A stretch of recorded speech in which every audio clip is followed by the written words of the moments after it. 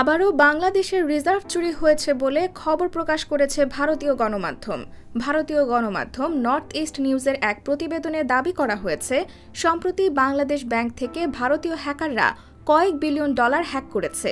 এক সপ্তাহ আগে ওই চুরির ঘটনা সম্পর্কে জানেন এমন ৩ জন কর্মকর্তা নাকি তাদের বিষয়টি জানিয়েছেন।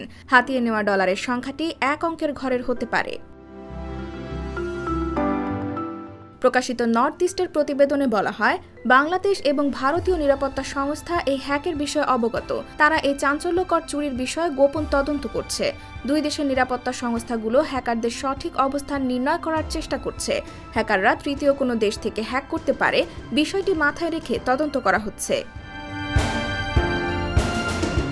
প্রতিবেদনে হঠাৎ করে বাংলাদেশ ব্যাংকে সাংবাদিকদের প্রবেশে নিষেধাজ্ঞা এবং ১৩ মে বাংলাদেশের নিট রিজার্ভ কমিয়ে ১৩.৭৬ বিলিয়ন দেখানোর বিষয়টি উল্লেখ করা হয়। এই হ্যাকের ঘটনা এমন সময় ঘটল যখন বাংলাদেশের বৈশ্বিক মুদ্রার রিজার্ভ সর্বকালের সর্বনিম্ন পর্যায়ে রয়েছে। এ কারণে আমদানি বিল নিষ্পত্তিতে চরম অসুবিধা সহ নানা সমস্যা সৃষ্টি হতে পারে।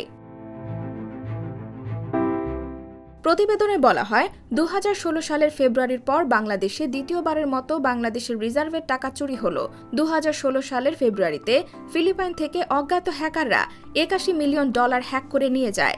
প্রাথমিক তদন্তে তা শনাক্ত হয়নি।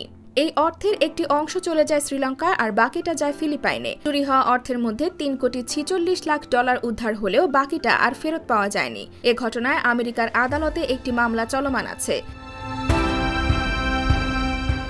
এতে আরও বলা হয়, এমন একটি সময়ে বাংলাদেশ ব্যাংকে হ্যাকিংয়ের ঘটনা ঘটেছে যখন বাংলাদেশের বৈশ্বিক মুদ্রার রিজার্ভ তলানিতে রয়েছে। কিছু কর্মকর্তা সন্দেহ করছেন রিজার্ভ চুরির সংখ্যাটি একক হতে পারে। এটি আমদানি বিল নিষ্পত্তিতে চরম অসুবিধা সৃষ্টি করতে পারে। বাংলাদেশ ব্যাংকে গত ১৩ মে নিট রিজার্ভ ছিল ১৩.৭৬ বিলিয়ন ডলার। গত ২ সপ্তাহ ধরে কেন্দ্রীয় ব্যাংকের মতিঝিল সদর দফতরে বাংলাদেশ ব্যাংক সাংবাদিকদের প্রবেশে নিষেধাজ্ঞা আরোপ করেছে বলেও উল্লেখ করা হয়েছে।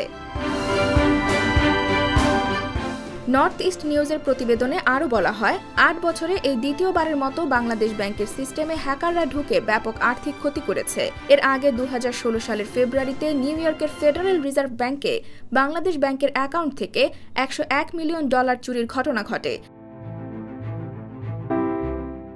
তখন বিষয়টি গোপন রেখেছিল তৎকালীন বাংলাদেশ ব্যাংকের গভর্নর ডক্টর আতিউর রহমান ও কর্মকর্তারা। তিনি বিষয়টি প্রধানমন্ত্রী শেখ হাসিনাকেও অবহিত করতেও ব্যর্থ হন। তিনি মনে করেছিলেন এটা প্রযুক্তিগত ত্রুটি ছিল। তিনি বুঝতে পারেননি যে ডলার হ্যাক করার অনেক আগেই কেন্দ্রীয় ব্যাংকের কম্পিউটার সিস্টেমে ম্যালওয়্যার প্রবেশ করানো হয়েছিল। তবে এবারে রিজার্ভ চুরির প্রতিবেদনের বিষয়ে এখনও কিছু বলেনি বাংলাদেশ ব্যাংকের বর্তমান গভর্নর আব্দুর রউফ তালুকদার। যদিও বাংলাদেশ ব্যাংক বলছে এটি একেবারেই ভুয়া খবর।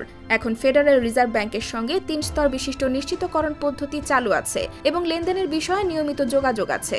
পরে বাংলাদেশ ব্যাংকের পক্ষ থেকে একই বক্তব্য দিয়ে একটি বিবৃতি দেওয়া হয়। IBTV USA, new York.